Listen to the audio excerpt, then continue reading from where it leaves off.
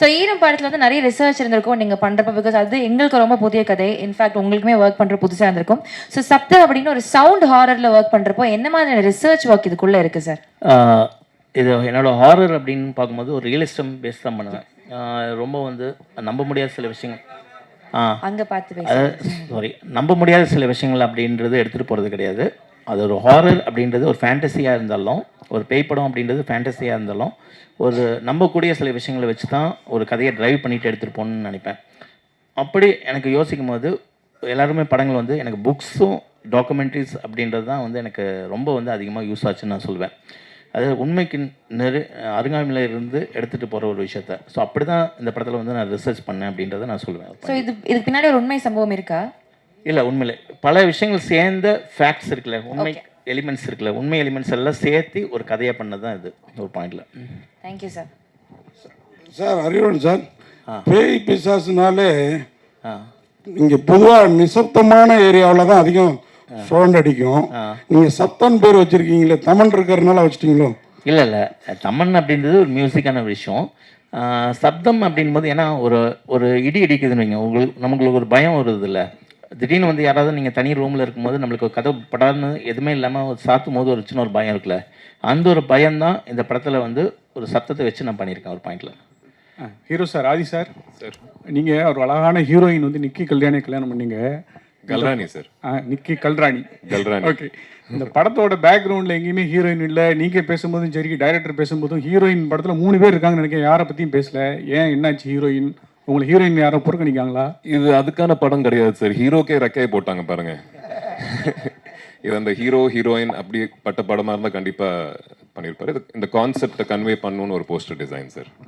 அடுத்த படத்தில் கண்டிப்பாக ஹீரோயினோட மெயினாக என்னென்னா, இப்போ வந்து ஃபார் எக்ஸாம்பிள் சிம்ரன் லைலா அப்படின்றது வந்து ஒரு அப்போ வந்து எவ்வளோ பெரிய முன்னணி நடிகைகள் இன்றைக்கி வரைக்கும் ஒரு மதிப்பு மரியாதை அவங்கள்ட்ட இருக்குது அப்படின்றது உங்களுக்கு நல்லாவே தெரியும் ஒரு பாயிண்டில். ஸோ இந்த கதைக்குள்ளே வர்றாங்க அப்படின்னா அவ்வளோ சீக்கிரம் ஈஸியாக வந்துட மாட்டாங்க ஒரு பாயிண்டில். அதாவது இந்த கதைகள் வந்து ஓகே பண்ணி வர்றது அப்படின்றது. ஸோ எத்தனை காட்சிகள் அப்படின்றத விட என்ன மாதிரியான கேரக்டர், எந்த மாதிரியான ஒரு ஆழம் இந்த டெப்த்துக்குள்ளே வந்து அந்த கதைக்குள்ளே இருக்குது அப்படின்றனால தான் உள்ளே வருவாங்க. அப்படி தான் 2 பேருமே வந்து ஓகே சொல்லி இந்த கதைக்குள்ளே வந்திருக்காங்க. ஸோ ஃபஸ்ட்டு முதல் முறையாக வந்து சிம்ரன் அவங்களும் சரி, லைலா அவங்களும் சரி, முதல் முறையாக வந்து ஒரு ஃபஸ்ட்டு கான்டாக்டே வந்து இந்த கதை படத்து மூலம் தான். ஆனால் படத்துக்கான முழு உழைப்பையும் வந்து அவங்க வந்து சூப்பராக கொடுத்துருக்காங்க ஒரு பாயிண்டில். இன்றைக்கி வந்து ஃபஸ்ட்டு அந்த அவுட்புட்டும் பார்த்துட்டாங்க. இன்ன வரைக்கும் வந்து ஒரு பெரிய ஒரு வெல்விஷராக இன்ன வரைக்கும் படத்தை வந்து பாராட்டி அதை நல்லா கண்டிப்பாக டெஃபினட்டாக வந்து ஆடியன்ஸ் எடுத்துகிட்டு போவோம் அப்படின்றது 2 பேரோட என்கரேஜ்மெண்ட்டும் இந்த படத்துக்கு இருக்குது ஒரு பாயிண்டில். ஸோ கரெக்டான டைமில் நாங்கள் எல்லாருமே வந்து மீட் பண்ணுவோம் ஒரு பாயிண்டில். அதான் சார். ஆதி சார், சார் கல்யாணத்துக்கு முன்னாடி ஈரம்ங்கிற பேய் படத்தில் நடிச்சிங்க, கல்யாணத்துக்கு அப்புறம் சப்தம் பேய் படத்தில் நடிச்சிருக்கீங்க. ரெண்டுத்துக்கும் என்ன டிஃப்ரென்ஸ் பார்க்குறீங்க? அதாவது கல்யாணத்துக்கு முன்னாடி பேய் படம், கல்யாணத்துக்கு அப்புறம். அதான் சொன்னேன்ல சார், கல்யாணத்துக்கு முன்னாடி பேய்ல நம்பிக்கை இல்லை, கல்யாணத்துக்கு அப்புறம் இல்லை சார், நீங்கள் நினைக்கிற மாதிரி இல்லை சார். டேரக்டர் சார், படம் பிரமாதமாக பண்ணியிருக்கீங்க, எல்லாம் நல்லா பிரமாதமாக இருக்குது. இந்த சப்தம்னு இந்த டைட்டில் வந்து பளிச்சுன்னு தெரிகிற மாதிரி மக்கள் ரீச் ஆகிற மாதிரி இல்லையே. எழுத்து இல்லை, என்னென்னா இப்போது ஒரு அந்த ஒரு கேள்வியே வருது இல்லை ஒரு பாயிண்டில். ஸோ அதுக்காக வந்து நம்மளுக்கு புரியாமல் இருக்கக்கூடாது. ஏன்னா எண்ட் ஆஃப் த டே வந்து எல்லாமே ஆடியன்ஸ்கிட்ட போய் சேர்க்கணும் அப்படின்றதுக்காக தான் ஒரு படம் பண்ணுறோம். அதே நேரத்தில் ஒரு பாயிண்ட் வந்து நம்ம ஒரு க்ரியேட்டிவிட்டி பாயிண்ட் இருக்குல்ல, ஒரு அந்த விஷயத்தை வந்து அழகாக வந்து சப்தம், இப்போ சில பேர் நோட் பண்ணி சொன்னாங்க, சப்தம்ன்றது அந்த ஃபாண்ட்லேயே வந்து சூப்பராக பண்ணிடுங்க. ஸோ அந்த பாராட்டும் நம்ம எடுத்துக்க வேண்டியது இருக்குது. இல்லை, அந்த இதுக்கு இது கொடுத்து தான் வந்து மதிப்பு கொடுத்து தான் வந்து ஃபஸ்ட்டே சொன்னாங்க எங்களுக்கு படிக்கிறதுக்கு முடியலன்னு. அப்போ தான் ஃபாண்ட்டை வந்து இன்னும் கொஞ்சம் பெருசு பண்ணோம். நாங்கள் பெருசுனா கொஞ்சம் இன்னும் புரிகிற மாதிரி கொஞ்சம் பண்ணோம் ஒரு பாயிண்டில். அதுக்கு மதிப்பு கொடுத்து நாங்கள் ஒன்று பண்ணியிருக்கோம் ஒரு பாயிண்டில். சார் சார், படத்தில் வவ்வாலுக்கு என்ன பங்கு இருக்குது? படத்தில் வவ்வால் கண்டிப்பாக ஒரு பங்கு இருக்குங்க ஒரு பாயிண்டில். அதாவது சத்தம் அப்படின்ற ஒரு பாயிண்ட்டுக்கும் வவ்வாலுக்கும் பேய் படத்துக்கான ஒரு சின்ன ஒரு கனெக்டிங் பாயிண்ட் வந்து இந்த படத்தில் கொடுத்துருக்கோம் ஒரு பாயிண்டில். அது கண்டிப்பாக சும்மா ஒரு ஒரு படத்துக்காக வந்து சும்மா சம்மந்தம் இல்லாமல் யூஸ் பண்ணுறதில்ல. ஒரு பேய் படம்னா உடனே வவ்வால் யூஸ் பண்ணியிருக்கோம் அப்படின்றது கிடையாது. ஒரு பேய் படம்னா வந்து வவ்வால், இடி, மின்னல், அதுக்கப்புறம் எல்லாமே காமிப்போம். ஒரு பாலடைஞ்ச பங்களா அப்படின்றது அது அப்படிலாம் இல்லாமல் இந்த வவ்வால் அப்படின்றது வந்து ஒரு பாயிண்டில் வந்து கரெக்டான ஒரு மீனிங்ஃபுல்லாக கொடுத்துருக்கோம் ஒரு பாயிண்டில். சார், ஈரம்ன்ற படத்தில் வந்து ஒரு தண்ணியில் வச்சு பண்ணீங்க நீங்கள். இப்போ இதில் வந்து இந்த வவ்வால் சம்மந்தப்பட்ட எல்லாத்தையும் வச்சு பண்ணுறீங்களா? அதனுடைய என்ன கதை சொல்லுங்களேன். இல்ல, கதை உங்களுக்கு டெய்லரில் கொஞ்சம் சொல்லியிருக்கோம். இப்போ இந்த இல்லை, டெய்லர் நீங்கள் பேய் கதை இந்த கதையை வந்து செலக்ட் பண்ணி எடுக்க காரணம் என்ன? செலக்ட் பண்ண காரணம் தான். எப்படின்னா வந்து எல்லா டேரக்டருக்கும் வந்து ஒரு சின்ன ஒரு அடையாளத்தை வச்சுட்டு போவோம். இப்போ ஈரம் வந்து தண்ணீரில் ஒரு பேய் அப்படின்னு சொல்லும்போது ஒரு பெரிய ஒரு வந்து ஒரு அப்ரிஷியேஷன், ஒரு பாராட்டு கொடுத்தீங்க, ஒரு ஒரு இடம் கொடுத்தீங்க. ஸோ இப்போ அடுத்து ஒரு பேய் படம்னு கொடுக்கும்போது ஒரு சவுண்டு பேஸ் பண்ணி ஒரு சேலஞ்சிங்காக ஒரு படத்தை கொடுக்கணும் அப்படின்ற ஒரு பாயிண்ட் தான். கதை February 28 சார். சார் ஆதி சாருக்கு வந்து ஈரம் கொடுத்தீங்க. ஸோ அது வந்து மக்கள் மனசில் ஈரமாக நல்லா வந்துச்சு, உங்களுக்கு கூட்டம்லாம். சப்தம் அது வந்து அவர் சினிமா கேரியரில் வெற்றி சப்தமாக மாறதுக்கான வாய்ப்பு இருக்கா? கண்டிப்பாக எந்த ஒரு படம் ரிலீஸ்க்கு முன்னாடி எந்த ஒரு டேரக்டர் கேட்டாலும் கண்டிப்பாக படத்து மேலே ஒரு நம்பிக்கையில் சொல்லுவாங்க. எங்களால் வந்து ஒரு நம்பிக்கை வந்து 100% வைக்க முடியும். ஒரு நல்ல படம் கொடுத்துருக்கோம், அது படம் ரிலீஸுக்கு முன்னாடி ஒரு அருமையான படம் கொடுத்துருக்கோம், நல்ல படம் கொடுத்துருக்கோம். அது வந்து நான் சொல்கிறதில்ல, படம் பார்த்தவங்களை வச்சு தான் நான் சொல்கிறேன் ஒரு பாயிண்டில். ஸோ அந்த விதத்தில் வந்து ஆதிக்கும் சரி, எனக்கும் சரி, என்னோடய டீம் மெம்பர்ஸ்க்கும் சரி, இந்த படம் வந்து நல்ல ஒரு அடையாளத்தை கொடுக்கும் அப்படின்றது நான் நம்புகிறேன். ஒரு லைட்டிங் சொன்னீங்க பேசிகிட்டு இருக்கும்போது. ஸோ மணிரத்னம் சார் வந்து லைட்டிங் மெயினாக பார்ப்பார். அவர் வந்து அந்த பிங்க் கலர் அதெல்லாம் இருக்கும், ஓமன் கண்மணி அந்த மாதிரிலாம். ஸோ அதேமாரி உங்கள் ஈரம் படத்துலையும் ப்ளூ ஷேடு சொன்னீங்க, இதுலேயும் ப்ளூ ஷேடு ப்ளஸ் அந்த ஓம் சொல்லியிருந்தீங்க. லைட்டிங் எவ்வளோ முக்கியம்? லைட்டிங் கண்டிப்பாக ரொம்ப ரொம்ப முக்கியமான விஷயம். ஒரு முக்கியமான விஷயம் சொன்னால், படத்தில் வந்து கேரக்டர் வந்து ஈரம் படத்தில் கூட வந்து ஒரு ஆஃப் ஷேடோ வந்து லைட்டிங் வந்து கட் பண்ண சொன்னேன் ஒரு பாயிண்டில் மனோஜ்கிட்ட. அப்போ வந்து மனோஜ் சொன்னப்பில் உண்மையிலே யாருமே வந்து ஒரு ஆர்டிஸ்ட்டுக்கு வந்து ஒரு லைட்டிங் வந்து ஆஃப் லைட் போதும் அப்படின்றது யாருமே சொல்ல மாட்டாங்க. ஃபேஸில் வந்து பளிச்சுன்னு எங்களுக்கு வேணும் அப்படின்னு தான் சொல்லுவாங்க. ஃபஸ்ட் டைம் வந்து நீ சொல்லியிருக்கேன் அப்படின்னு ஒரு விஷயம் சொல்லுவேன். ஸோ லைட்டிங் அப்படின்றது ஒரு கேமராமேனுக்கும் அது கதையில் வந்து ஒரு பங்காக கொண்டு போகணும், ஒரு டைரக்டருக்கும் அதோட நாலேஜ் வந்து கண்டிப்பாக இருக்குன்னு நான் யோசிக்கிறேன். ஒரு மேக்கிங் அப்படின்றது வந்து எங்கே வரும்னா, ஒரு நல்ல இயக்குனருக்குள்ள ஒரு நல்ல ஒளிப்பதிவாளர் இருக்கணும், அதே மாதிரி ஒரு நல்ல ஒளிப்பதிவாளருக்குள்ள ஒரு நல்ல இயக்குனர் இருக்கணும் ஒரு பாயிண்டில். அப்படி ரெண்டும் சேரும்போது ஒரு ப்ராப்பரான ஒரு மேக்கிங் அப்படின்றது வரணும். அந்த நாலேஜ் வந்து 2 பேருக்குமே இருக்கணும் அப்படின்றத நான் யோசிக்கிறேன். இப்போ சமீபத்தில் வந்த படங்களில் பார்த்தீங்கன்னா சப்தம் சவுண்டு தான் வந்து கெடுத்துச்சு நிறைய இதுவை. படத்துடைய நிறைய இறைச்சலாக இருக்குது அப்படின்ற மாதிரி. ஸோ இந்த படத்தில் சப்தம் எந்த அளவுக்கு இருக்கும்? அதான் நான் ஏற்கனவே சொன்ன மாதிரி நானும் என்னோடய சவுண்ட் இன்ஜினியரும் என்ன டிசைட் பண்ணோன்னா, எப்போவுமே ஒரு மியூசிக்கோட வேல்யூ, ஒரு சவுண்டோட வேல்யூ எப்போ தெரியும்னா, ஒரு சைலண்ட்டுக்கு அப்புறம் தான் தெரியும் ஒரு பாயிண்டில். ஒரு அமைதிக்கு அப்புறம் தான் வந்து அதோட வேல்யூ தெரியும். ஸோ அந்த அமைதியும் இந்த படத்தில் இருக்கும், அந்த சவுண்டும் இந்த படத்தில் இருக்கும். அந்த ஒரு விஷயம் கான்சியஸாக வந்துடும், அந்த இறைச்சல் அந்த ஆடியன்ஸை வந்து டிஸ்டர்ப் பண்ணக்கூடாது, ஆனால் சைக்காலஜிக்கலாக டிஸ்டர்ப் பண்ணணும் ஒரு பாயிண்டில். அதோட லென்த் அப்படின்றது தான் நாங்கள் வந்து கேர்ஃபுல்லாக இருந்துக்கிட்டோமே தவிர, மற்றபடி படம் ஃபுல்லாக வந்து லெவலில் ஏற்றி ஜாஸ்தி பண்ணி ஆடியன்ஸை வந்து அப்படியே வந்து கதற விடணும் அப்படின்ற ஒரு பாயிண்டில் கிடையாது ஒரு பாயிண்டில். சார் இப்போ நீங்கள் பார்த்தீங்க 2 hours படம்னு சொன்னீங்க, நாங்கள் ஒரு கிளிம்ஸ் பார்த்தோம். அதில் வந்து ஒரு 2 minutes சம்திங் 1 minute தான் இருக்கும். அதில் வந்து ஒரு பீப் போட்டிருந்தீங்க. அது எங்களால் இப்போ இந்த நேரத்தில் அந்த சவுண்ட் ரொம்ப டிஸ்டர்ப் பண்ணுச்சு. சரிங்களா, ஒரு பெரிய படத்தையே அந்த சவுண்ட் டிஸ்டர்ப் பண்ணால்தான் தான் படமே ஓடலை. சரி, இந்த படம் வந்து மக்களை வந்து டிஸ்டர்ப் பண்ணாமல் பார்க்க வைக்குமா? டெஃபினட்டாக கண்டிப்பாக பார்க்குவோம். அதாவது நீங்கள் இன்றைக்கி வந்து ப்ளஸ் பீப்புள் ஒரு சவுண்டு எதிர்பார்த்து ஒரு சப்தம்ன்றது ஒரு சவுண்டை பேஸ் பண்ணி ஒரு படம் பண்ணியிருக்காங்க அப்படின்றதுக்காக நீங்கள் அங்கே வந்திருக்கீங்க ஒரு பாயிண்டில். ஸோ உங்களுக்கு அந்த ஒரு காட்சி அப்படின்றது காமிக்கிறது ஃபோக்கஸ்டாக காமிக்கணும். சப்தம் படம்ன்றது இந்த படத்தில் நாங்கள் என்ன பண்ணியிருக்கோம் அப்படின்றது அப்படின்ட்டு ஒரு சாம்பிள் தான் நாங்கள் காமிச்சிருக்கோம் ஒரு பாயிண்டில். அந்த சாம்பிள் வந்து படத்தில் வந்து சில சாம்பிளாக தான் இருக்குமே தவிர வெவ்வேறு விதமாக தான் இருக்குமே தவிர மொத்த படமாகவே வந்து உங்களுக்கு வந்து இறைச்சல் அப்படின்ற ஒரு பாயிண்ட் வந்து இருக்கவே இருக்காது. கண்டிப்பாக டெஃபினட்டாக அது 100% நான் வந்து ஷூராக சொல்லிப்பேன் ஒரு பாயிண்டில். அது இல்லை என்னென்னா ஒவ்வொன்றுமே வந்து அது கதையோட தன்மை தான் ஒரு பாயிண்டில். அது எல்லாம் சேரும்போது தான் வந்து உங்களுக்கு வந்து அது சவுண்டு வந்து முதன்மையான தன்மையாக அப்படின்னு மாறிடுச்சு. ஆனால் ஒரு படம் வந்து தோல்வி அடையுதோ வெற்றி அடையுதோ சவுண்டில் கிடையாது ஒரு பாயிண்டில். ஏன்னா அது உண்மையிலே பேஸ்லேயே வந்து ஃபண்டமெண்டலாகவே வந்து சில விஷயங்கள் வந்து தப்பாக இருந்திருக்கும் அப்படின்ற ஒரு பாயிண்டில் யோசிக்கிறேன். அந்த ஃபண்டமெண்டல் பேஸ்லேயே வந்து ஏன்னா ஒரு டெக்னீஷியன்ஸ் வந்து எந்த அளவுக்கு உழைப்பு போட்டிருந்தாலும் ஒரு கதை ஒரு படம் வந்து பேஸ்லேயே வந்து ஃபண்டமெண்டலாக தப்பாச்சுன்னா அங்கே மிஸ் ஆகும்போது எது பிரதானமாக இருக்கோ அதை வந்து ஆட்டோமேட்டிக்காக இதாகிடுவாங்க ஒரு விஷயம் சொல்லுவாங்க. அதுதான் பாயிண்ட். சார் அறிவழகன் சார், யூஸ்வலாக ஹாரர் படம் அப்படின்னாலே ஒரு யூஸ்வல் டெம்ப்ளேட் ஒன்று இருக்கும். அதை வந்து பிரேக் பண்ணி தான் நீங்கள் ஈரம் படத்தில் காமிச்சிருப்பீங்க. இதில் அது மாதிரி இருக்கும், ஆனால் தாண்டி இதை ரிவெஞ்ச் வழக்கமான அந்த பழிவாங்கிற ரிவெஞ்சாகவே இருக்குமா இல்லை ஏதாவது? அதாவது ரிவெஞ்ச் அப்படின்றது சொல்கிறத விட ஒரு கோபம் அப்படின்னு ஒன்று இருக்கும். அதாவது வந்து ஒரு கோபம்ன்றது அது வில்லனுக்கு மட்டும் வராது. ஒரு ஹீரோக்கும் கோபம் இருக்கும், ஒரு படத்தில் இருக்க ஒரு வில்லனுக்கும் கோபம் இருக்கும் அப்படின்ற ஒரு பாயிண்டில். ஸோ கோபத்தை தான் பிரதானமாக எடுத்துக்கிட்டேனே தவிர இந்த பழிவாங்கல் கதை அப்படின்ற ஒரு பாயிண்டில் நான் எடுத்துகிட்டு போகல. மோரோவர் இந்த படம் சயின்டிஃபிக்கான படம், அவ்வளோதான் ஒரு பாயிண்டில். சார் ஆர்ஆர் ஃபிலிம்னாவே உங்களுக்கு வந்து எனக்கு ஆதி சார் ஞாபகம் வருமா? இல்லை அப்படி கிடையாது ஒரு விஷயம். எங்களோட ட்ராவல் வந்து நிறைய ஆக்ஷன் படம் ஸ்கிரிப்டும் பேசியிருக்கோம், ஹாரர் படம் பேசியிருக்கோம். சரி இப்போ வந்து இந்த படத்தில் நான் பேய் இல்லை, paranormal investigator. Sir director sir இங்கே சார் இங்கே அண்ணா சார் டைரக்டர் சார் இது சப்தத்துக்கு கீழே வந்து ஈரம் பார்ட் 2ன்னு ஏன் போடாமல் இருக்கீங்க? இது ஈரம் படத்தோட 2 தான் அப்படின்ட்டு இண்டஸ்ட்ரி ஃபுல்லாக பேசுகிறாங்க. இல்லை சார், நான் ஏற்கனவே சொன்னதுன்னு கண்டிப்பாக வந்து நியாயமாக இருக்கணும், உண்மையாக இருக்கணும்னு நான் ஃபீல் பண்ணுறேன். ஓகேவா? எனக்கு நிறைய பேர் சொன்னாங்க ஈரம் 2ன்னு கூட போடலாமே அப்படின்ற ஒரு பாயிண்டில் சொன்னாங்க, பிஸ்னஸ் தான் இருக்கும் நல்லாயிருக்கும் அப்படின்னு. இல்லை, அதுக்கான நேர்மை நியாயம் ஆடியன்ஸை ஏமாற்றக்கூடாதுல தெளிவாக இந்த ஒரு பாயிண்டில். அதாவது என்ன படம் நம்ம கொடுக்க போகிறோம் அப்படின்ற ஒரு படம் இருக்குல்ல, ஈரம் 2 தனியாக இருக்குது, அது வேறு படம். அது கண்டிப்பாக அதுக்கான ஸ்கிரிப்ட் இருக்குது ஒரு பாயிண்டில். அது பண்ணோன்னா கண்டிப்பாக வந்து எஸ்பெச்சஸ் கூட தான் நான் பண்ணுவேன் ஒரு பாயிண்டில்.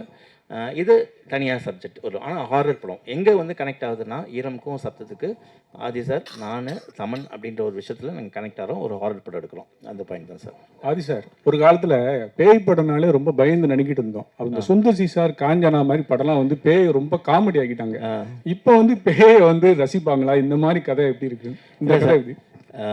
ஒரே பாயிண்ட் தான் சார். எந்த மாதிரி படங்கள் கொடுத்தாலும் சரி, அதாவது பேய் படத்துலேயே ஒரு ஜானர் இருக்குது. அதாவது நீங்கள் சொன்ன மாதிரி வந்து ஹாரர் காமெடி இருக்குது, பயமுத்துற ஹாரர் இருக்குது, அதுக்கப்புறம் வந்து ஒரு சோல்ஃபுல்லாக வந்து ஒரு கதையை வந்து எமோஷனலாக சொல்கிற சில ஹாரர் படங்களும் இருக்குது ஒரு பாயிண்டில். ஸோ என்றைக்குமே வந்து ஆடியன்ஸை வந்து நம்ம என்கேஜிங்காக வச்சுக்கிட்டோம்னாவே வந்து தியேட்டரில் வந்து என்கேஜிங்காக வச்சுக்கிட்டு ஒரு சோல்ஃபுல்லாக வந்து ஆடியன்ஸை நம்ம கனெக்ட் பண்ணிட்டோம்னா அங்கே அந்த படம் வந்து சக்ஸஸ்ஃபுல்லாக ஆகணும் அப்படின்ட்டு தான் நான் ஒரு நம்புகிறேன். அந்த நம்பிக்கை வந்து இந்த படத்தில் எனக்கு இருக்குது அப்படின்னு சொல்கிறேன். ஸோ ஒரு ஹாரர்ன்றது நான் ஒரு பாயிண்ட்டாக எடுத்துக்கிட்டேனே தவிர ஒரு கமர்ஷியல் வேல்யூவாக எடுத்துக்கிட்டதில்ல. அதுக்குள்ளே ஒரு கதை சொல்லியிருக்கேன் ஒரு பாயிண்டில். அதுதான் எல்லாருக்குமே வந்து ஒரு கமர்ஷியல் பாயிண்ட் சொல்லுவாங்க. ஒரு ஆக்ஷன் படம்ன்றது ஒரு கமர்ஷியல் பாயிண்ட்டு, ஒரு காமெடின்றது ஒரு கமர்ஷியல் பாயிண்ட்டு, ஒரு லவ்ன்றது ஒரு கமர்ஷியல் பாயிண்ட்டு. நான் ஹாரர் எடுத்துக்கிட்டேன். ஆனால் இந்த எல்லா படங்களும் வெற்றி பெறது வந்து ஏதோ ஒரு இடத்துல வந்து உங்கள் இடத்துல கனெக்ட் ஆகணும் ஒரு பாயிண்டில். ஸோ அந்த கனெக்ஷன் வந்து ஒரு விஷயம் நான் நம்புகிறேன். டைரக்டர் சார், இந்த படத்தில் ஆதி ப்ரோ வந்து அவரோட கேரக்டர் வந்து ஒரு பேரநார்மல் இன்வெஸ்டிகேட்டர். பேரநார்மல் ஆக்டிவிட்டிங்கிறது ஹாலிவுட்ல ஒரு ஃபேவரட்டான தீம். அந்த எலிமெண்ட்ஸ் இதில் நிறைய இருக்கா? அதாவது அல்ட்ராசானிக் வேவ்ஸ் மூலமாக தான் பேட், அதாவது வௌவால் அது நிகழ்வுகள் எல்லாம் இருக்குங்கிறதும் அது ஒரு இடத்துல ஒரு டைலாக்ல மென்ஷன் ஆயிருந்தது, which is a fact. Paranormal ஆக்டிவிட்டியும் இந்த அல்ட்ராசவுண்ட் வேவ்ஸ் அந்த பேட் மூவ்மெண்ட்டுக்கும் எப்படி லிங்க் பண்ணியிருக்கீங்க? லிங்க் பண்ணல, நான் அதான் சொன்னேன். ஒரு பேரநார்மல், அதாவது ஒரு கோஸ்ட் இன்வெஸ்டிகேட்டர் அப்படின்னாவே ஒரு ஆவியை வந்து சயின்டிஃபிக்காக ஒரு அறிவியல் பூர்வமாக வந்து அணுகிறவர் அப்படின்ற ஒரு பாயிண்டில். ஸோ அதை அணுகும்போது அவர் கிராஸ் பண்ணுற விஷயங்கள் எல்லாமே தான் வந்து நீங்கள் ட்ரெய்லரில் பார்த்த சின்ன சின்ன விஷயங்கள், அது படமாக பார்க்கும்போது ஓகே கோர்வையாக வந்து ஒரு கனெக்டிங் பாயிண்ட் வரும் ஒரு பாயிண்டில். ஸோ அப்படி தான். ஸோ எல்லாமே வந்து ஒரு எமோஷனலாக கனெக்டிங் பாயிண்ட்டாக ஒரு ஹாரிஃபிக்காக நம்ம சொல்லியிருக்கேன் ஒரு பாயிண்டில். சார் ஆதி சாருக்கு ஒரு கேள்வி. சார் ஆதி சார், நீங்கள் தமிழில் நிறைய படங்கள் பண்ணீங்க. படங்கள் எல்லாமே வந்து இட் வாஸ் கிரிட்டிக்கலி அக்ளைம்டு. படம் நல்லா போச்சு இல்லைன்றதை விட ஆதியோட ஆக்டிங் வாஸ் அப்ரிஷியேட்டட். பட் இருந்தாலும் ஏன் உங்களோட வாய்ப்புகள் இங்கே கம்மியாக இல்லை? யூ சூஸ் ஃபிலிம்ஸா எனக்கு இந்த மாதிரி தான் பண்ணணும் அப்படின்ற ஒரு கட்டாயத்தில் இருக்கீங்களா நீங்கள்? வாய்ப்புகள் தான் கம்மிங்க. அதுக்கான காரணம் என்னவா நீங்கள் பார்க்குறீங்க சார்? தெரிலங்க, அது எனக்கு தெரியல. நான் ஓடிக்கிட்டு தான் இருக்கேன், கால் வலிக்கல, இன்னும் ஓடிக்கிட்டே இருப்பேன். ஐ திங்க் எக்ஸ்பெக்ட் பண்ணுறேன் நல்ல படங்கள், நல்ல வாய்ப்பு, நல்ல ப்ரொடக்ஷன் ஹவுசஸ்லேருந்து வரும்னு எக்ஸ்பெக்ட் பண்ணுறேன். என் வீடு இங்கே தாங்க, நான் எங்கேயும் போகல. நான் தெலுங்கு படம் பண்ணணுன்னா ஃப்ளைட் ஏறி ஷூட்டிங் பண்ணிட்டு திருப்பியும் வீட்டுக்கு தான் வருவேன். ஸோ இங்கே தான் இருக்க போகிறேன். நல்ல வாய்ப்புகள் வந்தால் அதிகமான படங்கள் பண்ணணுன்ட்டு எனக்கு ஆசையாக இருக்குங்க. சார் டைரக்டருக்கு ஒரு கேள்வி. சார் பேரநார்மல் இன்வெஸ்டிகேட்டர் அப்படின்னு சொல்லி சொன்னீங்க. ஓகே, அப்படின்னா வந்து நீங்கள் வந்து இந்த ஆவிங்களோடையோ இல்லை அந்த ஸ்பிரிட்ஸ் கூட பேசுறது அப்படின்னு. பட் என்னை பொறுத்த வரைக்கும் நான் ஒன்று கேட்குறேன் sir, isn't it a cruelty to the spiritsன்ற மாதிரி பார்க்கக்கூடாதா? ஏன்னா நீங்கள் வந்து ஒரு ஸ்பிரிட்ன்றது ஒருத்தர் இறந்ததுக்கு அப்புறமா இருக்குது, அவங்க அமைதியாக இருக்க வேண்டிய ஒரு கட்டாயத்தில் தான் இருக்காங்க. அப்படி இருக்கும்போது நீங்கள் அவங்க கிட்ட போய் பேரநார்மல் இன்வெஸ்டிகேட்டராக நீங்கள் சொல்கிறீங்க, இல்லைன்னா யாரும் சிலர் வந்து நிறைய பேர் இருக்காங்க போய் ஆவி கிட்ட பேசலாம் இல்லை, அப்படி போய் பேசும்போது doesn't it disturb the spirits? அவங்களோட பீஸை நீங்கள் கெடுக்கிற மாதிரி இல்லையா? இந்த படமாக போச்சு சார், பட் நீங்கள் இந்த படம் பண்ணதுனால அதை நான் உங்களை கேட்குறேன் அந்த ஒரு கேள்வி. இல்லை ஆக்சுவலாக வந்து பார்த்தீங்கன்னா ஒரு டிஸ்டர்ப் பண்ணுற ஆவி அப்படின்றது தான் வந்து இவரோட இதுவே போகுது. அதாவது ஒரு பேரநார்மல் இன்வெஸ்டிகேட்டர் அப்படின்றது இவர் எடுத்துகிட்டு போகிறது பாயிண்டில். அதாவது இன்னொரு கேட்டகரி இருக்குது, அதாவது ஆவி கூட ஜென்ரலாக பேசுறது. அதாவது ஒரு ஆவி கூட வந்து நம்ம போய் பேசினாலுமா சில சொல்யூஷன் கிடைக்கணும் அப்படின்றதுக்காக தான் நம்ம போகிறோம். அது ஏதோ ஒரு இடத்துல நம்மளை கூட கம்யூனிகேட் பண்ணிகிட்டு இருக்கும்போது தான் நம்ம திருப்பி கம்யூனிகேட் பண்ணுறோம். நாமளே போய் வாலண்டரியாக வந்து நம்ம போய் வந்து சரி இந்த ஆவிட்ட போய் பேசலாம் அப்படின்ற ஒரு பாயிண்டில் இல்லை. ஸோ நம்மளுக்கு வந்து ஒரு ஏக்கம் இருக்கும் ஒரு பாயிண்டில். அதாவது அது சொந்தத்துலேயா இருக்கட்டும், அதுக்கப்புறம் வந்து யாராவது நம்மளை டிஸ்டர்ப் பண்ணாலும் சரி, அப்போ வந்து ஒரு ப்ராப்பர் கம்யூனிகேட்டராக ஒரு அறிவியல் பூர்வமாக வந்து இவரோட பங்கு வந்து இவரோட பணி வந்து இருக்கும் ஜாப்பு. அப்படி தான் அதோட டிஸ்டர்ப் பண்ணும்போது தான் அதோட நோக்கமே வந்து இவங்க வந்து உள்ளே போகிறாங்க ஒரு பாயிண்டில். அது படத்துலேயே ரொம்ப அழகான சீன்ஸ் ஒன்று ரெண்டு இருக்குங்க. நீங்கள் கேட்குற விஷயம் கன்வே பண்ணும். அதாவது சார் சொன்ன மாதிரி அந்த சில ஆவிகள் வந்துட்டு எனர்ஜி வந்துட்டு கம்யூனிகேட் பண்ணணுன்னு கூட ட்ரை பண்ணும். அது அவங்களுக்கு எப்படி கம்யூனிகேட் பண்ணணும்னு தெரியாது. So maybe he can be a bridge to communicate. இல்லை, பாசிட்டிவாக கூட யோசிக்கலாம் அது. தேங்க்யூ.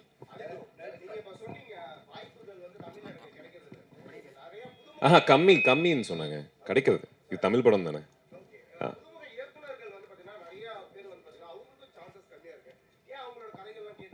இல்லையாங்க, நான் நிறைய புதுமுகங்களோட தான் பண்ணியிருந்தேன். அரவிந்த் சாரோட ஃபர்ஸ்ட் படம். இல்லை, இது ஆக்சுவலாக நான் சொல்லணும்னா ஒரு பாயிண்டில் வந்து நான் ஒரு ஆஃபீஸ் போயிருக்கேன்.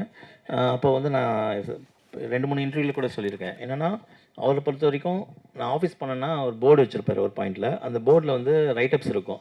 என்னென்னா 9 o'clock அப்படின்னு பார்த்தீங்கன்னா வந்து இந்த இவர்கிட்ட கதை கேட்கணும். அவர் யாருன்னா வந்து இந்த டயட்டோட அசோசியேட்டாக இருப்பார். அதுக்கப்புறம் வந்து 2 மணிக்கு பார்த்தீங்கன்னா இந்த ஒரு கதை இருப்பார்.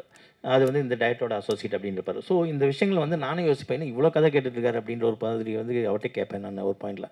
ஸோ அது வந்து அவர் இன்ட்ரெஸ்டிங்காக வந்து அந்த கதையை கேட்டு அதில் வந்து சூஸ் பண்ணோம் அப்படின்ற ஒரு பாயிண்டில் இருக்கார். ஸோ என்னை பொறுத்த வரைக்கும் நான் பார்த்த விஷயங்கள் அதுதான். ஆமாம். கிளாப் ஃபர்ஸ்ட் டைம் டைரக்டர், அப்புறம் மரகத நாணயம் first time director, partner first time director.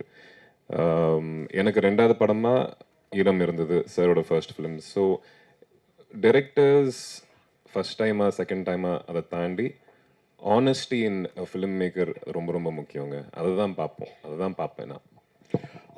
Arivu and Adi, fantastic trailer. We're all looking forward to watching the film. உங்களுடைய ட்ரெய்லர்ல இருந்து and from what you've just said, the theme of the film வந்து looks universal. இது ஒரு particular ரீஜனை பொறுத்தோ இல்லை ஒரு particular ஏரியாக்காக ஸ்பெசிஃபிக்காக create பண்ணப்பட்ட கதையை மாதிரி தெரியல, யூனிவர்சலாக அப்ளை பண்ணப்படுற ஒரு தீமாக தான் தெரியுது. So how many languages is this film being made into? தெலுங்குல ஏன் எடுத்துட்டு போகல? ஏன் why are you not taking it into South Indian languages, other languages? We are-ங்க. You are, okay. Tamil, Telugu, Kannada, Hindi. Write down. We are promotions கூட இப்போ இன்னைக்கு முடிச்சுட்டு நாளைக்கு ஹைதராபாத். மெயினாக வந்து எல்லாருமே வந்து சார் சொன்ன மாதிரி தமிழ், தெலுங்கு, ஹிந்தி தான் ஜென்ரலாக இருக்கும். அப்போது கன்னடா வரைக்கும் நாங்கள் பேரலாக எடுத்துகிட்டு போகிறோம் ஒரு பாயிண்டில். ஸோ தெலுங்கு அண்ட் கன்னடா வந்து என் சினிமாஸ் வந்து ரிலீஸ் பண்ணுறாங்க. ஹிந்தி வந்து சாஜித் குரேஷியை வந்து அவர் வந்து ரிலீஸ் பண்ணுறாரு. ஸோ ரெவன்ஸா ஃபிலிம்ஸில் T3 கம்பெனியில் வந்து அவங்க ரிலீஸ் பண்ணுறாங்க. தெலுங்குலையும் நல்ல டிஸ்ட்ரிபியூட்டர்ஸ் மைத்ரி அவங்க அசோசியேட்டாக இருக்காங்க. So we are having a big release in all the other languages alsoங்க. டேரக்ட் சார், சப்தம் ஓகே. இதுக்கு முன்னாடி நீங்கள் த்ரில்லர் அருண் விஜய் வச்சு பார்டர் ஒன்று நிற்கிது, அது பார்டர்லேயே இருக்குது. ஏன் அதை ரிலீஸ் பண்ணாமல் அப்படியே பார்டர்லேயே? ஏற்கனவே சொன்னாங்களா, ஒரு படத்தோட ரிலீஸ் அப்படின்றது நான் சம்மந்தப்பட்ட ஒரு விஷயம் கிடையாது. இப்படி எடுத்துகிட்டு போகிற விஷயங்களுக்குல நிறைய பிரச்சனைகளாக இருக்கணும், இதுவாக இருக்கட்டும், அது டெஃபினட்டாக வந்து அருண் விஜய் சாருக்கும் எனக்கும் வந்து ஒரு மிகப்பெரிய ஒரு படமாக இருக்கும் அப்படின்னு நான் நம்புகிறேன். பார்டர் நான் பார்த்துட்டேங்க, செம்ம படம். அது வேற ஒரு காரணங்களுக்காக நிற்குது. ரொம்ப ரொம்ப நல்ல படம் அது. ப்ளஸ் எப்போ ரிலீஸ் ஆனாலும் அந்த படத்தோட ரெலவன்ஸ் கண்டிப்பாக இருக்கும். ஸோ பழைய படம் மாதிரி தெரியாது உங்களுக்கு. டேரக்ட் சார், இப்போ பார்த்தீங்கன்னா வவ்வால் வந்து ஆக்சுவலாக எல்லாருமே வந்து பேய்களுக்கு தான் யூஸ் பண்ணுறாங்க. வவ்வால்ன்றது ஒரு நல்ல ஒரு இது, அதோடைய குணமே வேறு. அது சப்தம் கொடுத்து தான் அந்த இடத்துக்கு ஒளியை எழுப்பி தான் உள்ளே போகும். அதை ஏன் அதை சின்னமாக மாற்றிட்டு இருக்கீங்க எல்லாருமே? இல்லை, அதாவது சில விஷயங்கள் தவிர்க்க முடியாமல் நம்ம யூஸ் பண்ணாலும் அதை எப்படி யூஸ் பண்ணுறோன்னு ஒன்று இருக்குல்ல. ஒரு படத்துக்கு வந்து பார்த்திங்கன்னா ஒரு ஹீரோயின் கண்டிப்பாக வந்து 2 பேர் லவ் பண்ணுறாங்க. ஒரு லவ் ஸ்டோரினா வந்து 2 பேர் லவ் பண்ணுவாங்க, பிரிவாங்க, சேருவாங்க அப்படின்னு ஒரு பாயிண்ட் இருக்குது. ஆனால் அதை எந்த அளவுக்கு டிஃப்ரெண்ட்டாக நம்ம எடுத்துகிட்டு போகிறதுல தான் அதோட சக்ஸஸ் இருக்குது. இப்போ அந்த வவ்வால் அப்படின்றது வந்து ஒரு பேய் படம் ஒரு சிம்பிளாக இருந்தாலும் நாம் என்ன இந்த படத்தில் வந்து யூஸ் பண்ணியிருக்கோம், எப்படி யூஸ் பண்ணியிருக்கோம் அப்படின்னு ஒன்று இருக்குல்ல, அந்த விதத்தில் இது வேறுபடும் ஒரு பாயிண்டில்.